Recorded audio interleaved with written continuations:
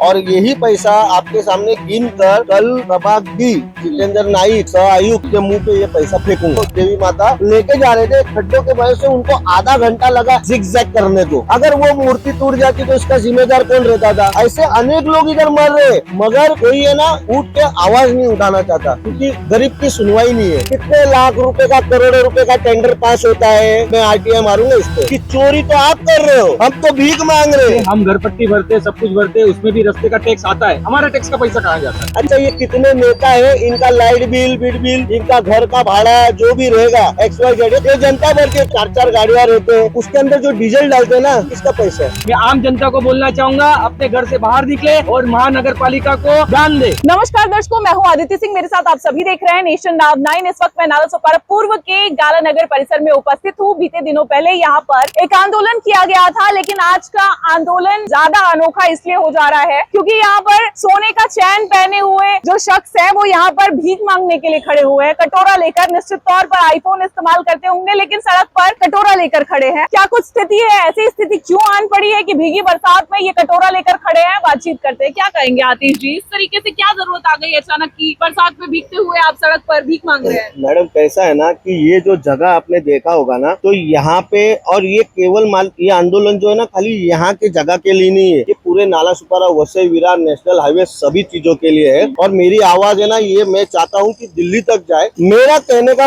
आज का उद्देश्य ये था कि वसई विरार महानगर पालिका को पत्र व्यवहार करने के बाद वो मुझे लिखते हैं कि हमको थोड़ा टाइम दीजिए, हम बाद में करेंगे, नहीं तो हम आप पे कार्रवाई करनी पड़ेगी। तो मैंने बोला अपना काम करिए, मैं अपना भीख मांगने का काम करूंगा। भीख मांगना मेरा अधिकार है और मैं आज भीख मांग के, अब पता नहीं उन्होंने मुझे कुछ बताया नहीं, बोले हम कर सकते हैं कार्रवाई। मैंने बोला आपको जो करना है आप करिए, मैं अपना फिलहाल संडे के दिन भीख मांगूंगा और मैं यहाँ पे भीख मांगने के लिए आया हूँ। आज ऐसी स्थिति आ गई है ना, इस तरह से कार्रवाई तो उन अधिकारियों पर की जानी चाहिए जो इसके जिम्मेदार हैं। तो मैं करूंगा ना, इसके लिए तो शर्मनाक करने के लिए पैसा इकट्ठा कर रहा हूँ। और यही पैसा आपके सामने गिन कर कल प्रभाग डी जितेंद्र नाइक सह आयुक्त के मुंह पे ये पैसा फेंकूंगा। अच्छा। फेंकूंगा बोले तो पैसे का अपमान नहीं करूंगा, पर उनके मुंह पे ये तमाचा होगा ये पैसा देकर कि अगर तुम्हारे पास पैसा नहीं है तो एक आम नागरिक तुम्हारे लिए भीख मांगकर पैसा लाके देगा, मगर तुम ये सड़क सुधार जल्द से जल्द करिए। आप लोग हिंदूवादी संगठन से भी है, इसलिए भी मैं ये सवाल करना चाहूंगी कि बीते दिनों यही आसपास में गणपति बप्पा के आगमन के दौरान बप्पा की मूर्ति खंडित होने की भी खबर है, वो सामने आई थी। हालांकि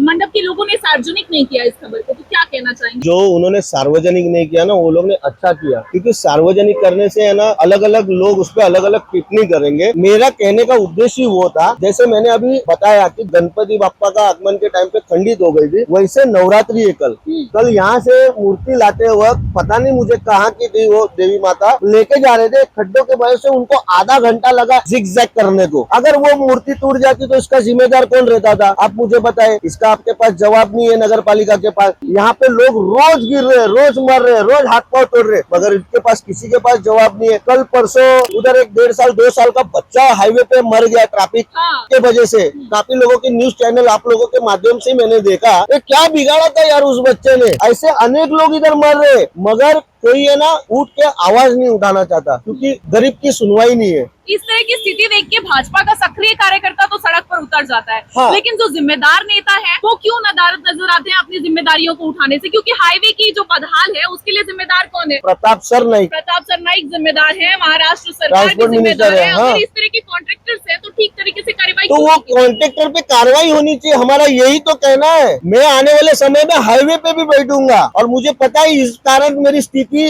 बहुत खराब हो सकती है, मगर अगर कुछ होता है तो उसका जिम्मेदार स्थानिक प्रशासन और स्थानिक सरकार जो भी है, XYZ सब पूरा जिम्मेदार वही रहेंगे। और ये भीख सरकार को भी और यहाँ के प्रशासन शासन को भी ये भीख समर्पित है। आप स्थानीय सरकार का नाम नहीं ले रहे हैं, मैं ले लेती हूँ। भाजपा सरकार है, तो भाजपा सरकार क्या नकेल नहीं कस पा रही क्या ठीक से अधिकारियों पर? मैडम नहीं कर पा रही है, तभी तो मेरे को भीख मांगने बैठना पड़ा। मतलब आप भी शर्मसार हो रहे हैं? हाँ, हो ही रहा हूँ ना, तभी तो भीख मांगने पड़ा। और ये देखो कल लिपापोती करके खड्डा करके बताया मैंने अभी उधर, वो डांबर डाल। हाँ, तो फिर ये कैसा सड़क बना रहे हो, ये क्या कर रहे हो? अभी वो कोई हमारे ही बीजेपी का कार्यकर्ता है, बालकृष्ण पाटिल करके उनका, शायद मुझे कुछ नाम नहीं। Ganesh Patil, Yes, yes. बहुत सक्रिय दिखाई दे रहे बहुत हैं सर। सक्रिय है और वो बहुत अच्छा काम कर रहे हैं। मैं खुद भी उनको फॉलो करता हूँ। मैंने देखा कल उन्होंने रास्ते पे किसी कॉन्ट्रेक्टर ने खड़ी डाली थी और वो खड़ी पूरी उससे निकाल रहे थे और उन्होंने तो बाकायदा बैच भी लगाया था कमल का।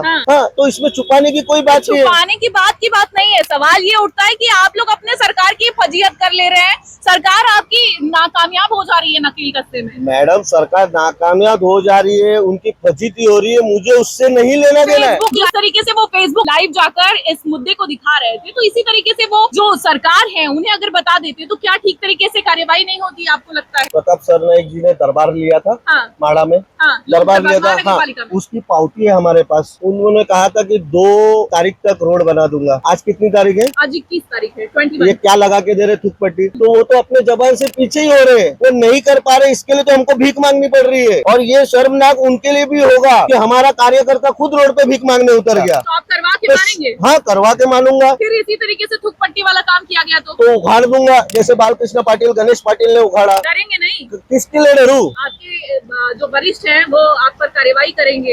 ये मेरे पे क्या कार्रवाई करेंगे मैडम? इनसे मैं कहना चाहता हूँ, उनसे जो बन पड़ता है आप करें। मैं जनता की आवाज बन के आया हूँ और जनता की आवाज, और मैं सबसे पहले तो मैं ये कहना चाहता हूँ कि जनता भी एक बाजू में रखिए। मैं मेरे भविष्य के लिए, मेरे परिवार के भविष्य के लिए कर रहा हूँ, क्योंकि यही सड़क से मेरा बच्चा भी स्कूल से आता जाता है। तो ये सभी का मुद्दा है, ये बहुत गहरा विषय है। और ये थूक पट्टी लगा के कितने लाख रुपए का, करोड़ों रुपए का टेंडर पास होता है, हमको, मैं RTI मारूंगा इस पे। तो जवाब चाहिए मुझे कॉन्ट्रैक्टर से, और उस कॉन्ट्रैक्टर ने किसने ठेका दिया है, ये सब पूछूंगा। निश्चित आपसे और लोगों को प्रेरणा मिलनी चाहिए। और लोगों को, आज आपने देखा अभी बारिश आ गई तो थोड़े सब लोग वहाँ रुके हुए, आज यहाँ पे 40-50 लोग हैं। विनती करता हूँ सरकार से जल्द कराए। 5000 लोगों को लाने की ताकत भी आतिश सावंत रखता है। मामला बिगड़ जाए उससे पहले संभाल लो। चलेगा सब हम यहाँ के स्थानिक है, हम घर पट्टी भरते, सब कुछ भरते, उसमें भी रास्ते का टैक्स आता है। हमारा टैक्स का पैसा कहाँ जाता है? क्यों हम ये नाला सोपारा, वसई विरार जो नगर पालिका है, ये उनका काम है रास्ता बनाना, ये तो ये पैसा जाता कहाँ है? जाहिर है किसी की जेब का पैसा कहाँ? नहीं हाँ, मांगा है। नेता अपने पीछे से पैसा नहीं देता। हमारे आम जनता अगर ये जागे नहीं तो हम लोग हर घर में गल्ला देंगे, बोलेंगे आप पैसा भरो, या सोसाइटी में बोलेंगे कि आप महानगर पालिका के लिए पैसा दो, हम वो गल्ले को सब लोगों को